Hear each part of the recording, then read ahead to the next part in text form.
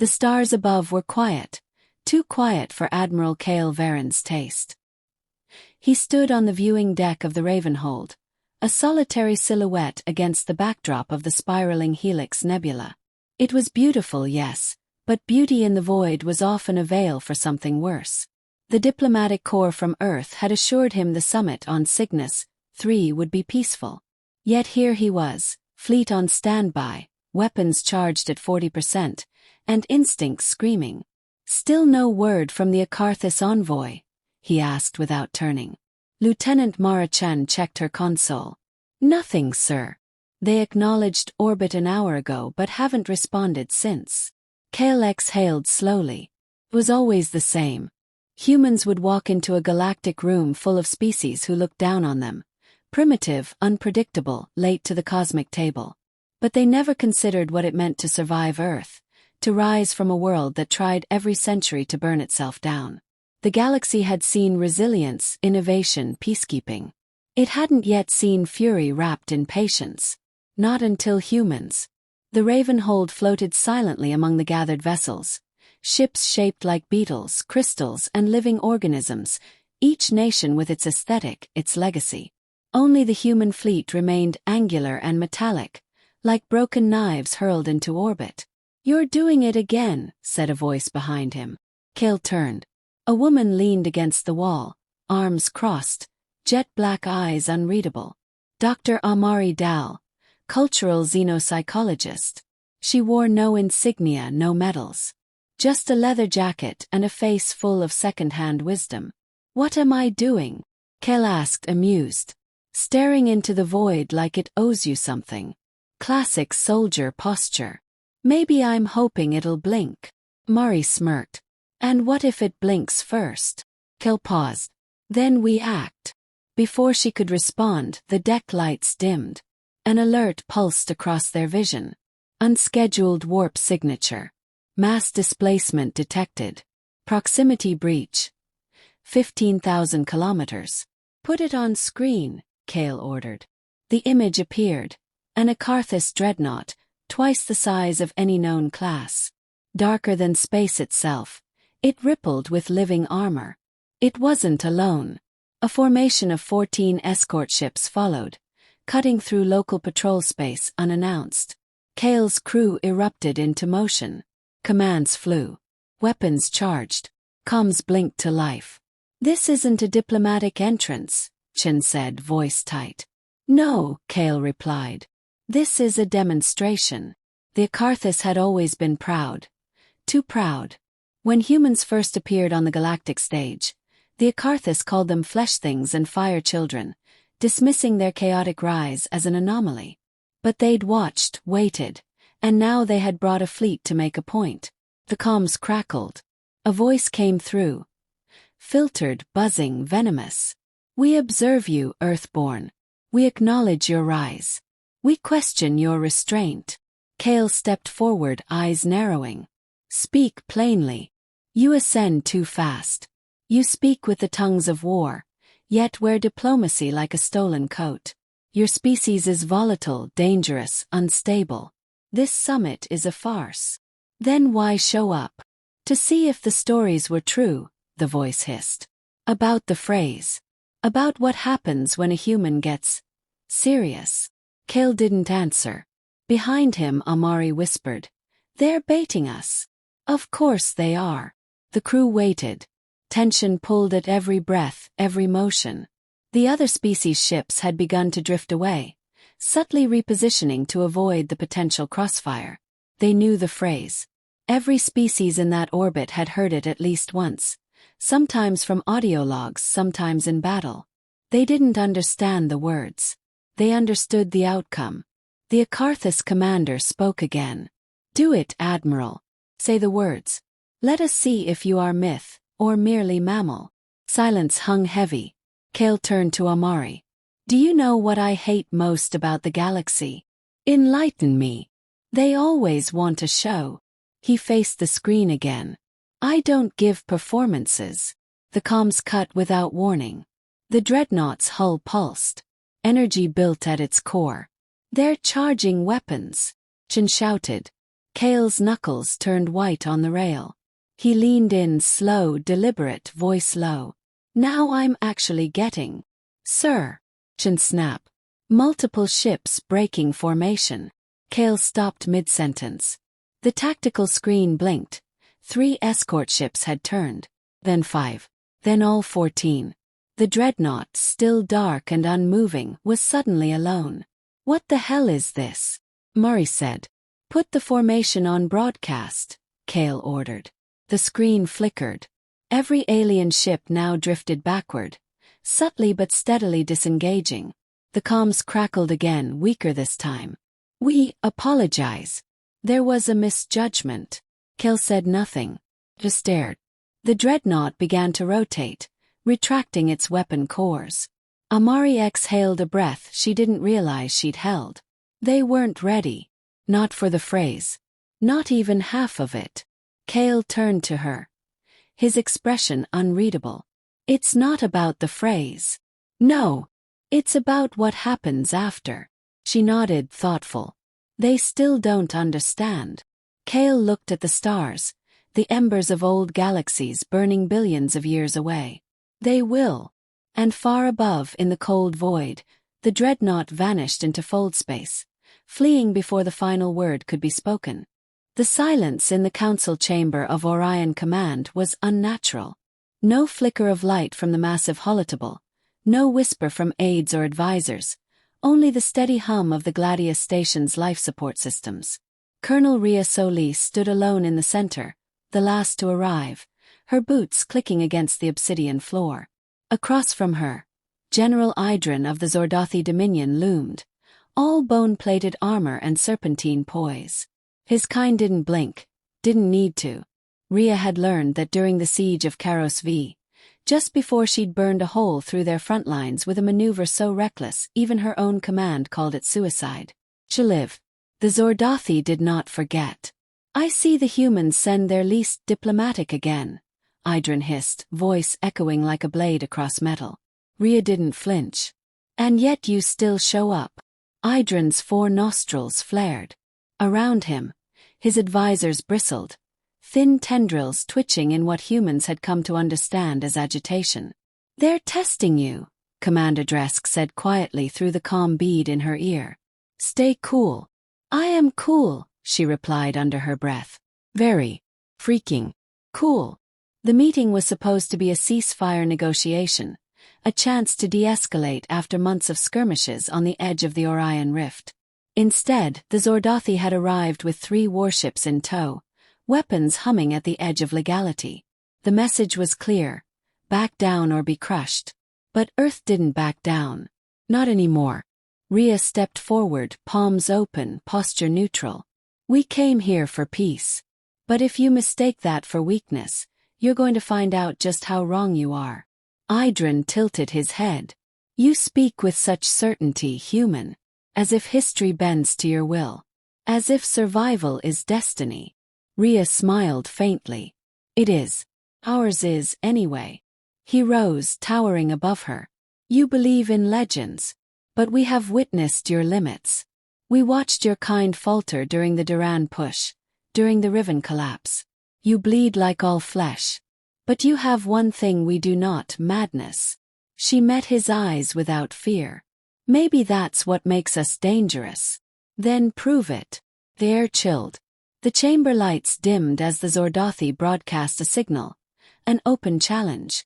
It wasn't war. Not officially. But it was blood, and it would spill soon. Dresk, she whispered. Tell me we've got backup. Task Force Nix is 5 minutes out. But you won't like what's in between you and them. What is it? 3 Dominion cruisers, 12 interceptors, and a hell of a lot of arrogance. Outside, the void shimmered. Zordathi ships moved into blockade formation. The trap was sprung. Rhea glanced at the holotable, still dormant. She keyed in a manual override. Star charts lit up, battle trajectories rendering in a pulse of blue light. Her fingers danced across the interface, tracing options that didn't exist. You're outgunned, Idrin said, watching her. We do not want your surrender. We want your warning. Rhea turned. You already got it. He narrowed his eyes. Then give us the phrase. Let your last words be the thing we feared. Her jaw tensed. For a moment she considered silence. But that wasn't her. She stepped closer, the distance between them barely a meter now. Her voice dropped, sharp and low. Now I'm actually getting. Commander! Dresk shouted in her ear. Interceptors are powering weapons. Done pretending this is a negotiation. In that instant the holotape pulsed red. Emergency protocols activated. Outside the chamber, kinetic shields surged to life. Earth's dreadnought, vigilant, dropped from stealth above the station, cloaked until the last second. Kale Varen had sent his regards. The Zordathi fleet scattered. 2 interceptors exploded before their pilots could even react. Rhea didn't look away from Idrin's face as the sound of distant detonations rattled the chamber's reinforced walls. His expression remained unreadable. Then quietly he said, You planned this. No, Rhea replied, stepping back. I hoped I wouldn't need to. You made the choice. Outside, human ships surged through the blockade in a synchronized burn of ion trails. No warning, no preamble, just immediate, overwhelming force. I underestimated you, Idrin admitted. Everyone does, she said, and turned her back on him. Back aboard the Vigilant, the war report came in fast. Minimal casualties.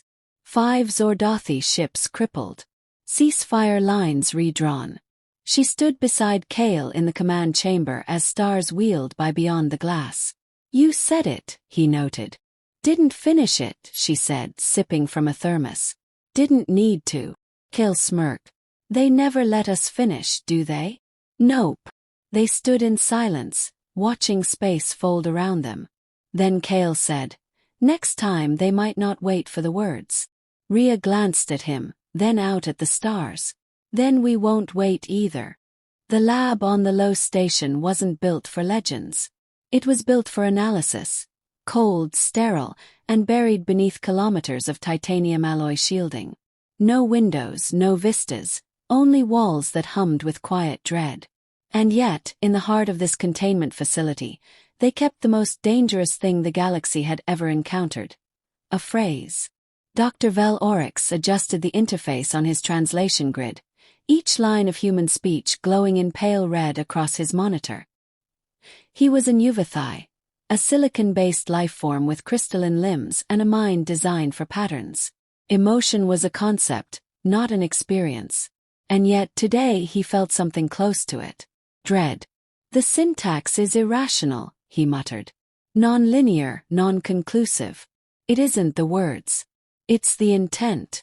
Beside him, Ambassador Shia Ven of the Threx Alliance hovered, her neural crown twitching with unease. We have dissected wars, weapons, psychological breakdowns. This is different.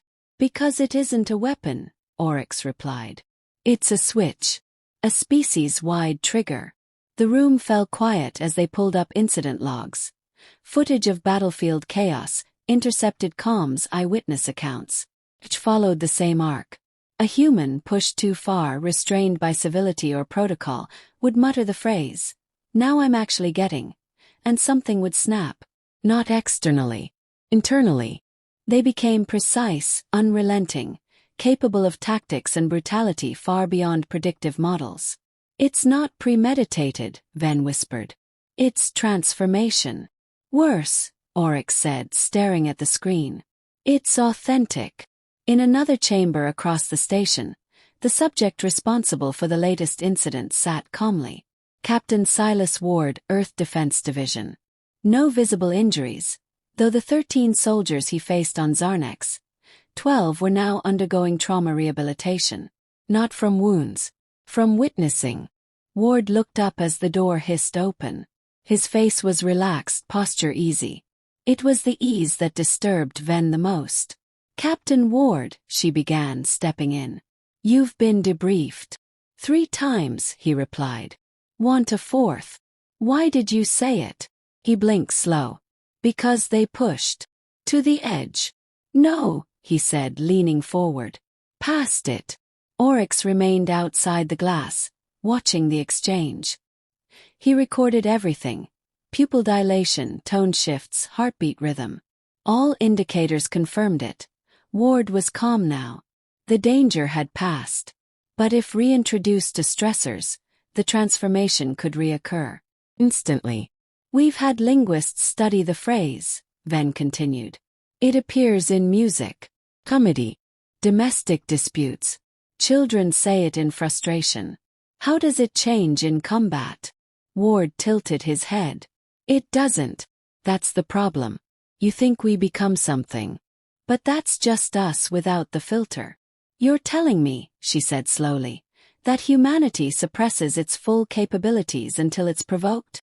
I'm telling you, Ward said, that we don't like what we are when we stop holding back. The silence lingered. Back in the lab, Oryx ran a simulation, overlaying thousands of alien vocal structures attempting the phrase. None produced the same neurological effects in test subjects. In fact, some caused confusion, others laughter. The phrase only worked when spoken by humans, and when they meant it. This is not linguistic, he concluded. It is memetic, contextual. It is tied to human identity. A low alert chimed from the research grid. Ven turned toward the display. An upload, she asked. Oryx frowned. It's from an open channel.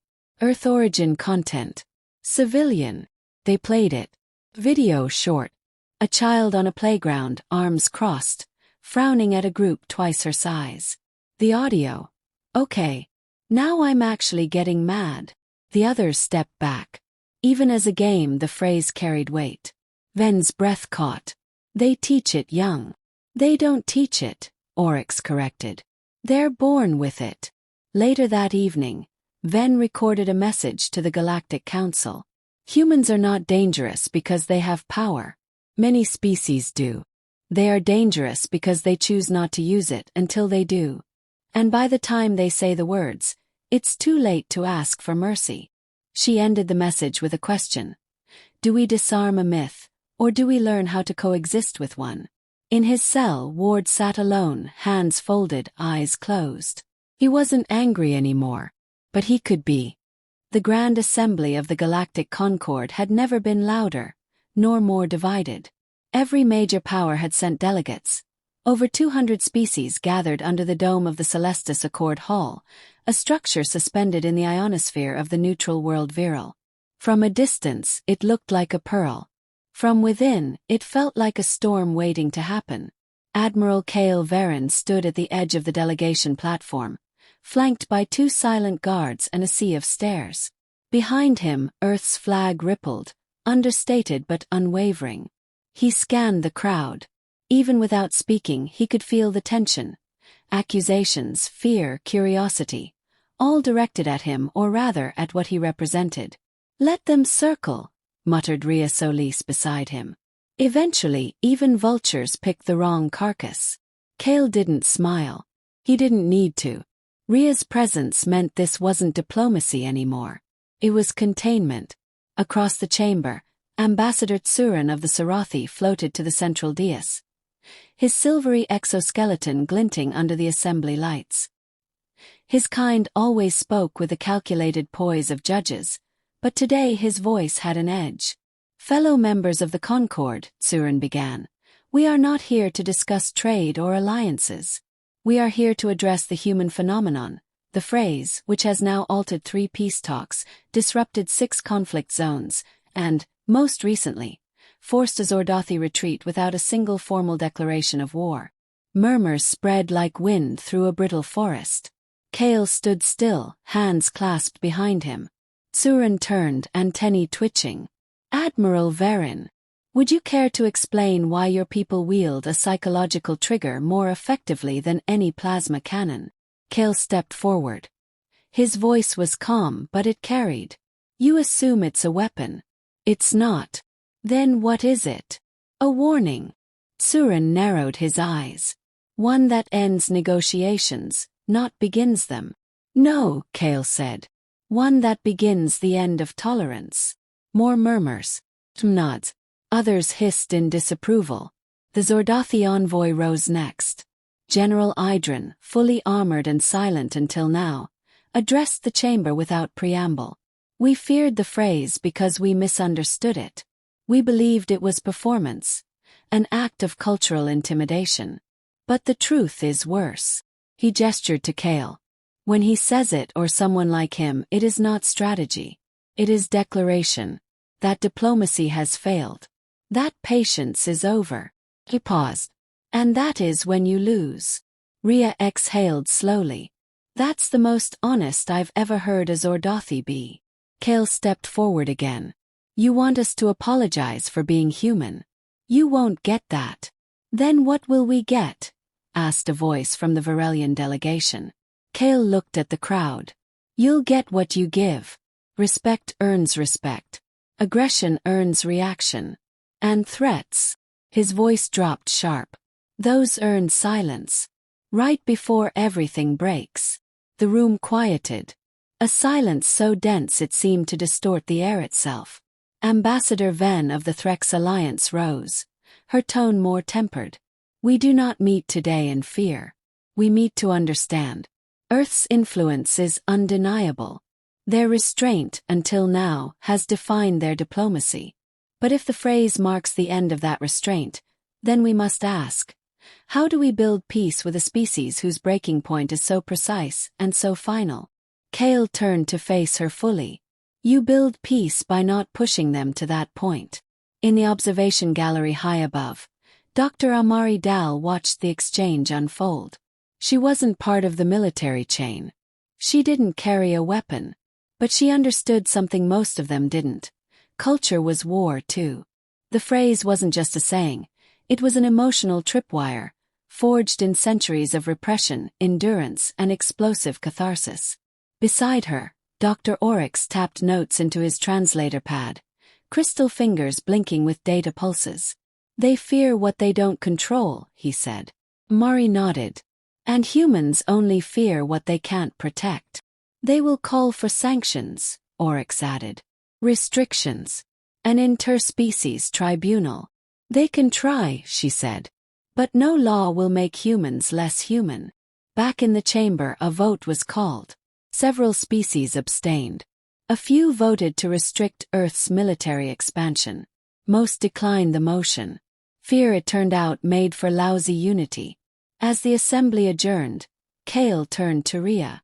They'll come again, he said. They always do. He paused. Next time, we may not get to walk away before the phrase is finished. Rhea looked him in the eye. Then maybe it's time they hear all of it. Kale said nothing. Just nodded once slow. The kind of nod that said, we're done waiting. Far above Viral, in orbit, Earth's fleet remained still. No weapons deployed. No threats issued. Just presence. And every ship carried one unspoken message. Now I'm actually getting. But the galaxy still hadn't decided whether it truly wanted to hear the end.